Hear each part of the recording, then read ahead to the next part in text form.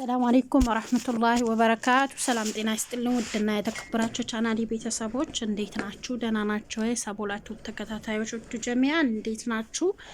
ደህና ናችሁ? አልহামዱሊላህ እኔ ደህና ነኝ። እናንተ እንዴት ናችሁ? በያላችሁበት ያለ ረህመት እዝነት ከናንተ ጋር አይለይላለው። ዛሬ እንግዲህ ተመልሼ መጥቻለሁ። ቻናሌን ሰብስክራይብ፣ ሼር፣ ኮሜንት ያደረጋችሁ ከኔ ጋር አብራችሁ ቆዩ። ዛሬ ተመልሼ ሲመጣ እንግዲህ ለሰውነታችን የምናስለምደው ሎሽኖች ወይም ደግሞ ቅባቶች የተለያዩ ነገሮችን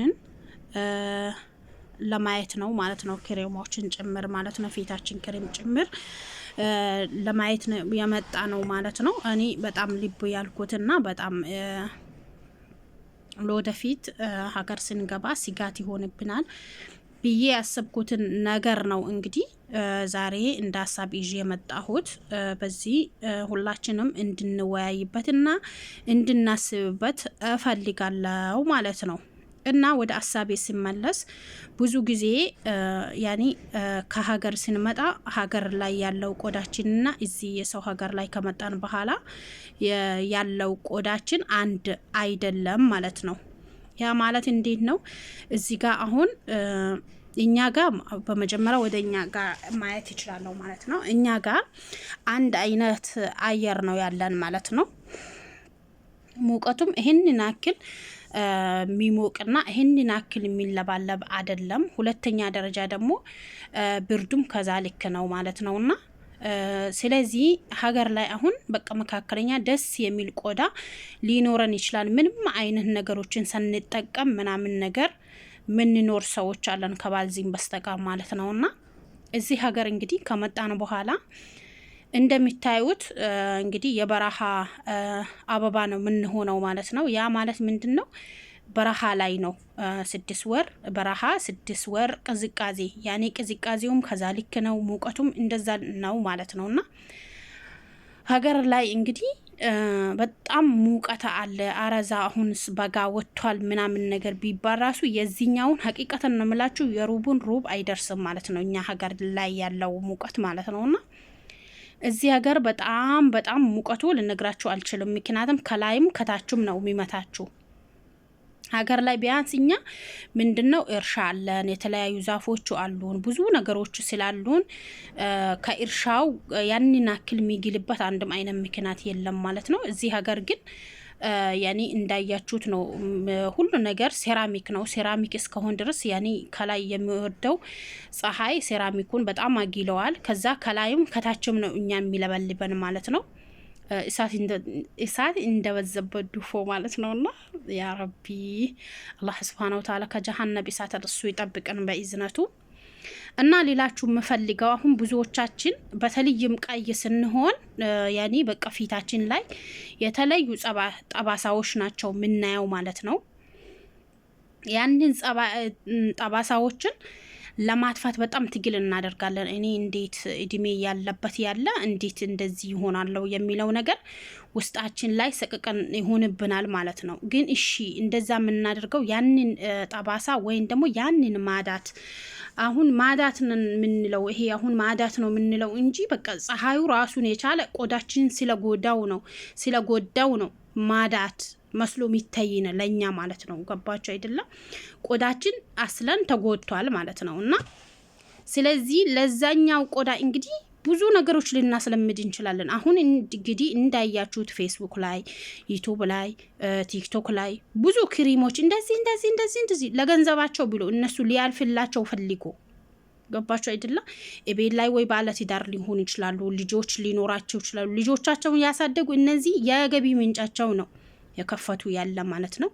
ስለ ጸጉር ስለ ምንድነው ይሄ ስለ ጸጉር ስለ ፊት ክሬም ስለ ሰውነት ክሬም ብሎ የሚያስተዋውቁትን ብዙዎቻችን አምናን ገንዘባችንን ደፍተን ምንገዛው ሰዎች አለን ማለት ነው። ሀቂቀተን ነው የምላችሁ። ለአንዳንዶቻችን ይመችናል፣ ቢያንስ ይመችናል ምላችሁም እንዴት ነው? ክሬሙ እስከሚያልቅ ድረስ ያመጣ ነው ክሬም የገዛ ነው ክሬም እስኪያልቅ ድረስ ያቺ የምትመጣው ክሬም ትንሽዬ ክሬም ናት። ተመርምራ ዶክተር አዞላት ወይ ዶክተር አዞልን አይደለም የገዛነ ያለ ነው። ገባችሁ? ፊታችንን ለዶክተር አሳይተን ፊታችን ለዶክተር አሳይተን ዶክተር ያዘዘው ክሬም አይደለም የገዛነ ያለ ነው ማለት ነው። ገባችሁ አይደለ? ስለዚህ ይሄ እንትን ላይ ሚዲያ ላይ ሆና ምለፈልፈውን ክሬም እሷ ምናልባት ተቀብተውም ሊሆን ይችላል። ከዛ ልክ ደግሞ ፍርተርም ይዛ መታ ሊሆን ይችላል ልታስተዋውቀች አለችው። ምክንያቱም አሁን በሐቅ የሚሰራ ሰው ስለሌለም ማለት ነው። ምክንያቱም አሁን ሁላችንንም ለምን እናወራም? ሁላችንም በዱንያ ታውረናል ማለት ነው። አኬራችንን አስና ረስተናል። ውሸት ነገር ብቻ ነው ሰርተን ብር እንድናገኝ ያደረግን ያለ ነው ማለት ነው። ያ ማለት እኛ ለምንድን ነው መንነቀው?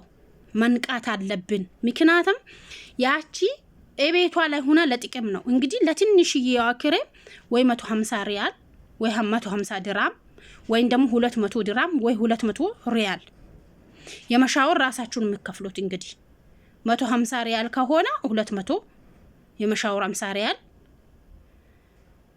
የንትን 200 ክሬሙ 200 ከሆነ 250 50 ለንትን ነው። ግን ያንን ክሬም አምጥተን ከተቀባነ በኋላ ያ ክሬም እስከሚያልቅ ድረስ እንግዲህ ፊታችን ውብ ሆኖ የመጀመሪያ ልጅነታችን ወይን መጀመሪያ ሀገር ላይ ፊታችን ያለ የፊታችን ቆዳ እንዳለ ሆኖ ሊታይን ወይ ሊያመስልልን ይችላል። እንዴ ይሄማ በጣም አሪፍ ነው፣ እንዴ ደጋግሜ መጠቀም አለብኝ ልንል እንችላለን። ይሄ ነገር ለጊዜው ነው እንጂ ለጊዜውማ ይሄው ዱቄቱን የተቀቡ ወጥቶ የሚገቡት ሰዎች አሉ። ዱቄት ስላችሁ ይሄ ምንድነው? ሴቶች የሚቀቡት ነገር ማለት ነው። እሱን የተቀቡ አለር እንዴ ከላስ እሱን መጠቀም ነው ለጊዜያዊ ከሆነ ማለት ነው። ይሄ ለጊዜያዊ ነው እንግዲህ ብራችንን ሐቂቀተን ነው የምላችሁ ብራችንን ያለ አግባብ በምናወጣው ልክ እንጠይቀበታለን። ግን ይሄንን አናቀም። ምክንያቱም እኛ የዛሬችን ነው ዛሬ ፊቴ እንትን ሆኖ እንዲታይ ነው የምንፈልገው። ጸጉራችን አሁኑኑ እንዲታይልን ነው የምንፈልገው እንጂ ያንን እሺ መርሐባ አሁን ወደ ገደለው ሲገባ አሁን ፊታችንን እንግዲህ ይሄንን ያደረግን ጸጉራችን ይሄንን ያደረግና አሁኑኑ መልሰናል ልንል እንችላለን። ምክንያቱም እዚህ ሀገር አልহামዱሊላህ ያም ሆነ ጤና እስካለን ድረስ ሰርተን ያገኘን ነው አልহামዱሊላህ።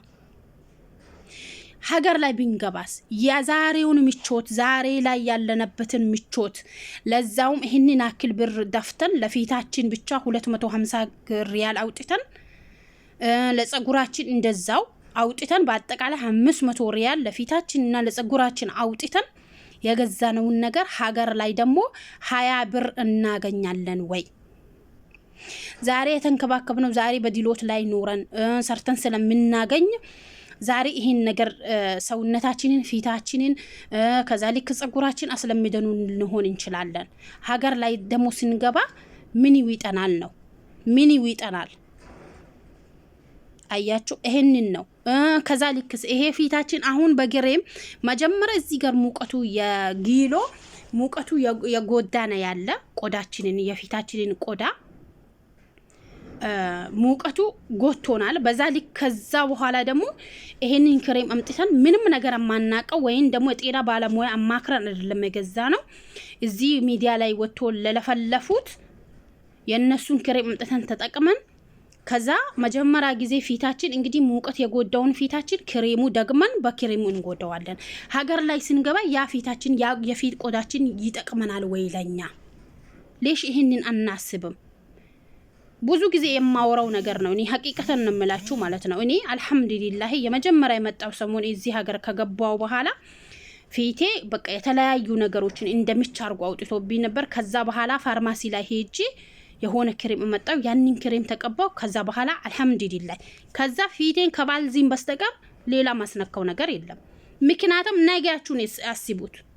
ነጋችሁን አስቡት። ዛሬ በክሬሙም በሙቀቱም የተጎዳው ፊታችን ሀገር ላይ ደግሞ ስንሄድ ምን እንደሚውጠና ምን እንደምንሆንን ማወቅ አለብን፣ ማሰብ አለብን። ማናችንም ቢሆን 30 ጊዜ ሀብታም ብንሆን 30 ጊዜ በቃ ብር ቢኖረን የእውነቴን እምላችሁ እዚህ ሀገር እንዳለን አክል አንንከባከበው። ጸጉራችን ይሁን ፊታችን ይሁን ለምን እውነቱን አናወራም? አንንከባከበው በጭራሽ እንሰጋለን።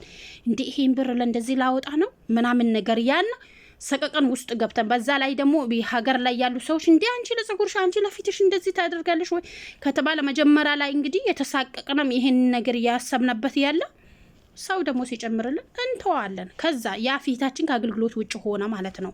ያ ጸጉራችን ከአገልግሎት ውጭ ሆነ ማለት ነው። አሁን ጸጉራችን ራሱ የተለያዩ ክሬሞችን ዘይቶቹን እንኳን አዲ ችግር የለውም። ዘይቶችን ሎሽኖችና ምንድነው ይሄ ሻምቦቹን ችግር የለውም። ምክንያቱም ሀገሩም ላይ ይሁን ታፍጨርጭሩንም ቢሆን እነዚህን እንገዛለን።